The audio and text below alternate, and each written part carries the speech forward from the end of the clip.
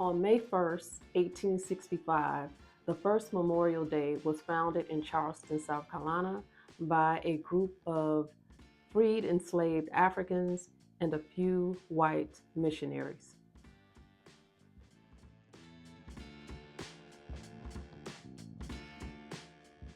It's important to know because it reminds us of our ancestors' contribution to society, and also it should remind us of our continued contribution to society.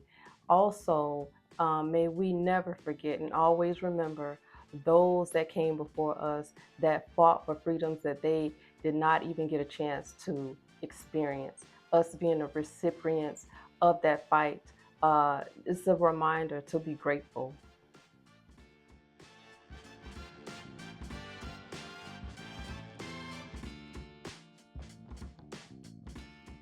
Learning about this story kind of reminds me of the Black Panther Party when they started the free breakfast program.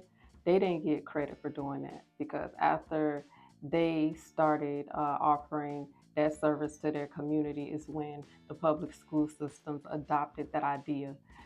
So it just reminds me of the great things that we come up with because they're just so in line with humanity that people take or they don't share the origins, as if we are not capable of producing and creating important facets of society. So it reminds me of that.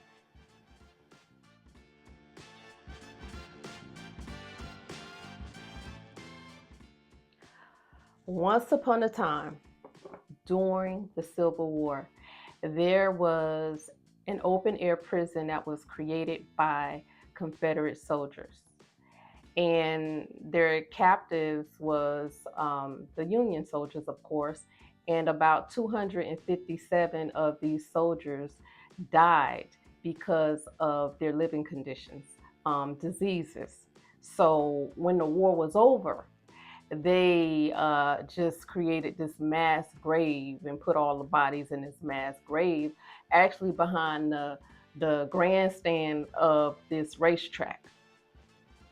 And being the people that we are, just being on brand with who we are, the residents of Charleston, Black folks, said, you know what, these people died for our freedom. So we're going to give them a proper burial. And that's what they did. It took about 2 weeks, like 24 of them. They dug them bodies up. They reburied those bodies. They lined them up right. They had headstones and all of the things, right?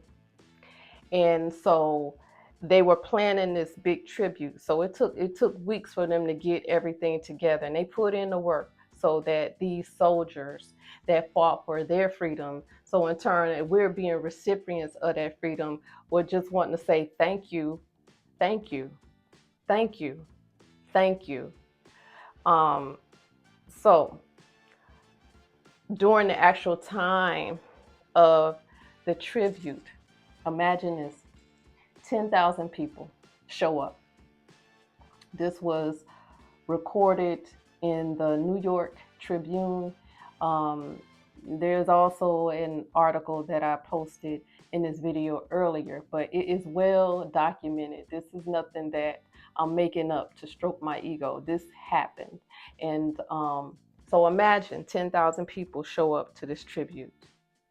As they commence the ceremony, you have 3,000 children. They start this thing off. And so they are holding roses and they are walking around this racetrack. They are encircling these bodies that have passed on and have transcended, and they are honoring them. And they are singing songs. One of the songs in particular is called John Brown's Body. And you heard it before. It's that song that goes like this. Want to hear it? Here it go. Glory, glory, hallelujah. Glory, glory, hallelujah. Glory, glory, hallelujah. I can't sing, so I just want you to know that you heard it before, right? So they were singing that, they were singing other songs, and throughout the day, because it was a fun-filled celebratory day. They had these infantries there that like reenacted these drills.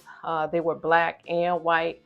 They had preachers there that were giving sermons. Um, they sung spirituals. It was a lot of speeches, a lot of song singing. It was a lot of weeping too.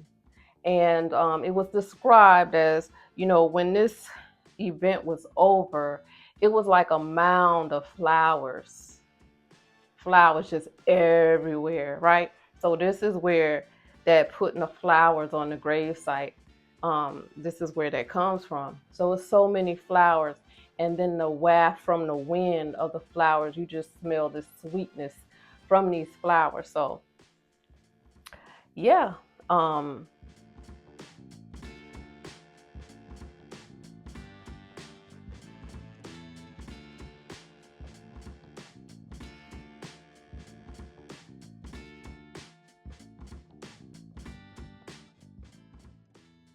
Also, at this burial site, they built a 10-foot white fence to surround the cemetery, and also there was an archway. In black, these words were written: "Martyrs of the race course."